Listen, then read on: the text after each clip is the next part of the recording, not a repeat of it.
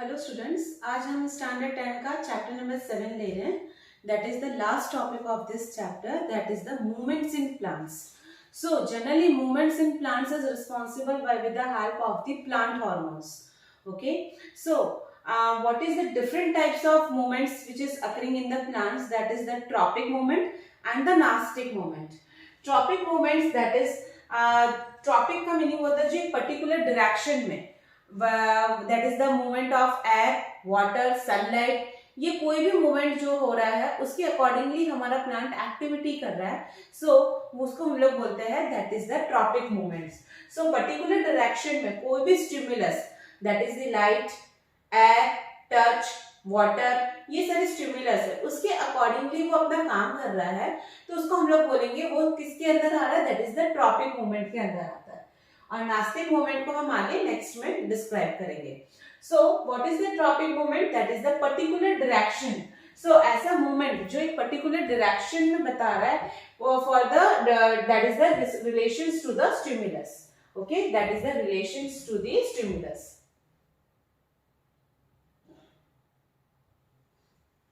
Okay, the movements which is particular directions in the relation to the stimulus, that is called the tropic movement.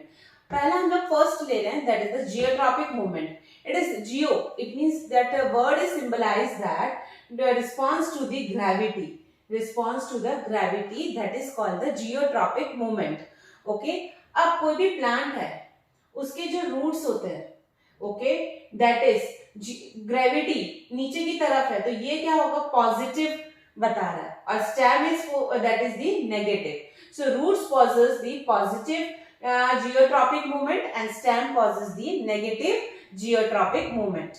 Clear? Next, the phototropic movement, that is response to the light. अब light है बेटा, ठीक है. अब कोई भी, ये हमारा प्लांट है, सनरेज आ रहा है. अब ये सनरेज सॉइल पोर्शन में नहीं जा रहा है, ये हमारे स्टेम पोर्शन में जा रहा है. ओके, अब ये सनरेज इसके ऊपर गिर रहा है, तो हम लोग क्या बोलेंगे, this is the positive phototropic movement and here it is the negative phototropic movement. Clear? It means that ये जो stem है वो स्टिमुलस किसके अकॉर्डिंगली बता रहा है, वो सन रेज के, सन एनर्जी के हिसाब से. तो that is it gives the positive phototropic movement. और रूट, दैट इज वहां पे कोई भी सन रेज नहीं जा रहा है, तो हम लोग उसको बोलेंगे negative phototropic movement. Clear? Now the next one is the hydrotropic movement. Hydrotropic, that is which is the roots which is grow in the soil usually towards the nearest source of water. जो ऐसा कोई भी plant का portion जो soil से सबसे ज्यादा attached हो, तो हम लोग पानी कहाँ पे दे रहे हैं, सॉइल में दे रहे हैं. सॉइल में कौन है, रूट है. तो हम ऐसा बोल सकते हैं कि that is the root is the hydro, यहाँ पे पानी डाल रहे हैं, तो positive hydrotropic is the root and the stem is the negative hydrotropic movement. Clear? So the root shows the positive hydrotropic movement. Now the next one is the thigmotropism. Thigmo means that is the touch. Okay. अब हम लोग देख रहे हैं कोई भी हम touch कर रहे हैं, तो वो स्टेम पोर्शन या रूट. तो सपोज हम लोग एक टच मी नॉट प्लांट ले रहे हैं, तो टच मी नॉट प्लांट को हम लोगों ने स्टेम पोर्शन में जो लीव्स है उसको हमने टच करा, तो हम लोग ये बोल सकते हैं कि that is the stem is the और leave is the positive thigmotropism and root is the negative thigmotropism. एक और इसमें आता है दैट इज थर्मोट्रोपिज्म. थर्मो का मीनिंग होता है that is the heat. Thermotropism. Okay, heat, thermotropism. तो हम लोग हीट, सनरेज कहाँ पे गिर रहा है बेटा, स्टेम पोर्शन में. So stem is the positive, stem is the positive thermotropism and root become the negative thermotropism. Okay, तो tropism का मीनिंग क्या होता है, कोई भी स्टिमुलस के अकॉर्डिंगली हमारा एक्टिविटी होना. दैट इज दी कोई भी हमारा एक्टिविटी है, प्लांट्स का एक्टिविटी. जनरली प्लांट्स ही एक्टिविटी शो करते हैं, जैसे कि जियोट्रॉपिक मूवमेंट होता है, दैट इज द ग्रेविटी, तो रूट्स नीचे ही ग्रो कर रहे हैं, तो वो पॉजिटिव है. और सनरेज किसके ऊपर गिर रहा है, स्टेम पे, तो that is the light, photo. Okay, the phototropism stem is the positive. Okay, so tropism movement, this is the first movement, that is the tropic movement. And let's talk about the nastic movement. नास्तिक movement का meaning है कि कोई भी direction नहीं देना, कोई भी स्टिमुलस नहीं होना, ठीक है। तो किस तरह से, फॉर एग्जाम्पल हम लोग लेते हैं mimosa leaf, that is the touch me not plant. एक मिमोसा लीफ में ऐसा होता है, हम कोई भी लीफ को टच करते हैं, फ्लैसिड होता है, वो ड्रॉप ऑफ हो जाता है, वो गिर जाता है, ठीक है। कैसे, जैसे ही हम टच करते हैं तो वो लीफ क्या करता है, अपना वाटर लॉस कर देता है, ठीक है। अब वो जैसे ही वाटर लॉस करता है तो वो क्या हो जाता है, फ्लैसिड हो जाता है और नीचे गिर जाता है। So this comes under the nastic movement, when that it means that the movement which do not depend on the direction from the stimulus, कोई भी डायरेक्शन कोई भी स्टिमुलस से नहीं दिखा रहा, वो सिर्फ प्लांट बॉडी में से ही निकल के गिर जाता है। So this is the example of mimosa, okay, that is the touch me not. If the leaves of mimosa are touched, the cells in the leaves lose water and become flaccid, उसमें से पूरा पानी निकल जाता है, इसलिए हम लोग उसको फ्लैसिड वर्ब बोलते हैं, पानी आना, that is the turgid, okay, and it is resulting in the dropping of the leaves. So there are the various type of movement which is present in the plant. The first one is tropic movement, the second one is the nastic movement. The tropic movement, that is, it is dependent on the growth, and here it is the movement independent of the growth. खुद का एक अपना independent ही growth हो रहा है, वो सिर्फ किस पे depend हो रहा है, that is the light पे, gravity पे, टच पे, हीट पे, उन सब पे डिपेंड होता है। सो यहाँ पे हम लोग ये पूछते हैं, ये नॉन डायरेक्शनल है, ये डायरेक्शन है, जैसे जैसे सन जाएगा वैसे वैसे वो मूवमेंट करेगा, ठीक है।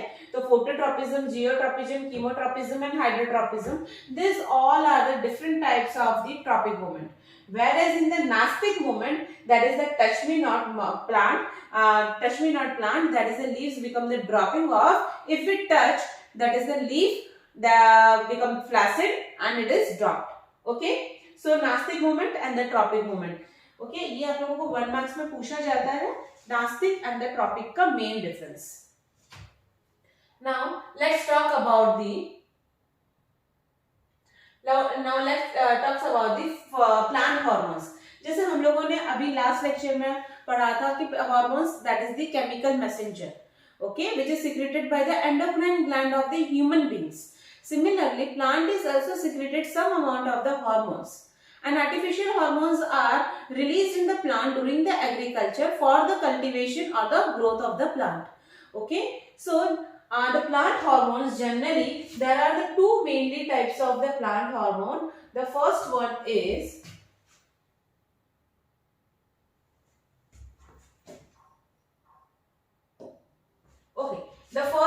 is that is inhibitor, okay, and the second one is promoter, जो ग्रोथ करवाता है, ऐसे हार्मोन जो ग्रोथ करवा रहे हैं, दैट इज द प्रमोटर, जो ग्रोथ को रोकते हैं उनको हम लोग बोलते हैं that is the inhibitor, okay, growth को बढ़ाना, that is promoter.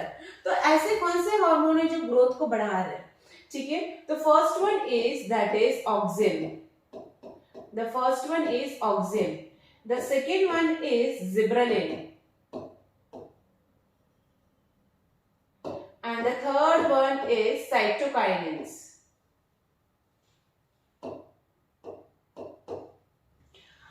In this, that is, first is abscisic acid, and the second one is ethylene, okay. Now the first is auxin, okay. Auxin, generally this auxin is synthesized at the shoot tip, okay, or the root tip.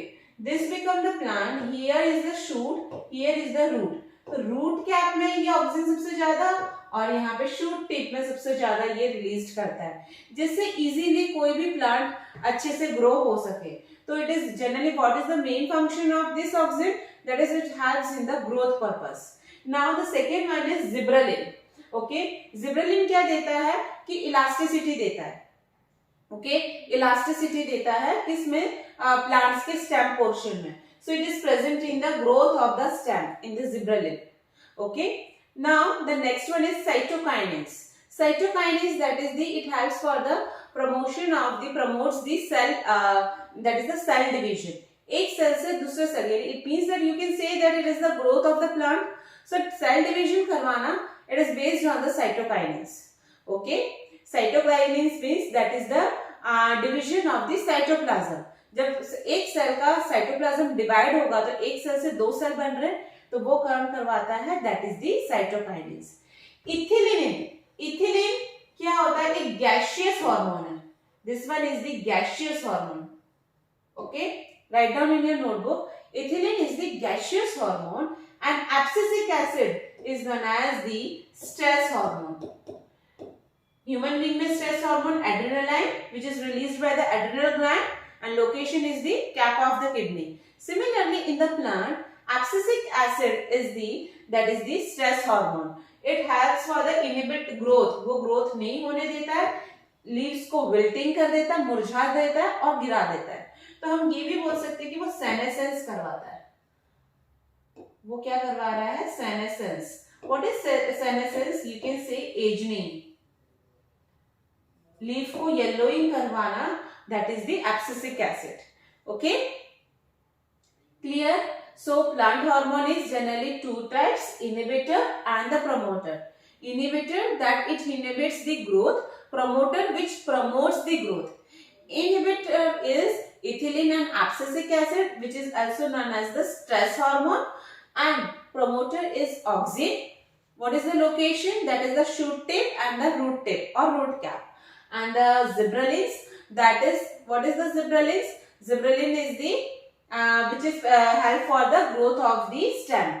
Okay, it gives the elasticity of the stem portion. And the third one is cytokinase, which is help for the cell division. Okay, so आज हमने ये यहाँ पे हमारा chapter complete होता है. तो उसमें हम लोगों ने यही सब कुछ पढ़ा है कि that is the types of the movement, nastic movement and the tropic. Tropic movement क्या है? वो स्टिमुलस की तरफ अपना डायरेक्शन देता है, काम देता है. जैसे ही सनराइज आएगा, मूवमेंट होगा प्लांट का. ठीक है, पानी की कमी हो जाएगी, पानी हम कहाँ डालते हैं, दैट इज द रूट में. तो वो सब कुछ प्लांट किसके ऊपर डिपेंड है, ये सारे स्टिमुलस के ऊपर डिपेंड है, water, air, soil, this. Okay, similarly nastic movement is not depend on any stimulus और एनी डायरेक्शन. ओके, सिर्फ हम लोग ये टच करते हैं, वो फ्लैसिड होता है, mimosa leaf and become dropping. Okay, so up to this the chapter number 7 is completed. Okay, so I will complete here this only. So thank you so much, students.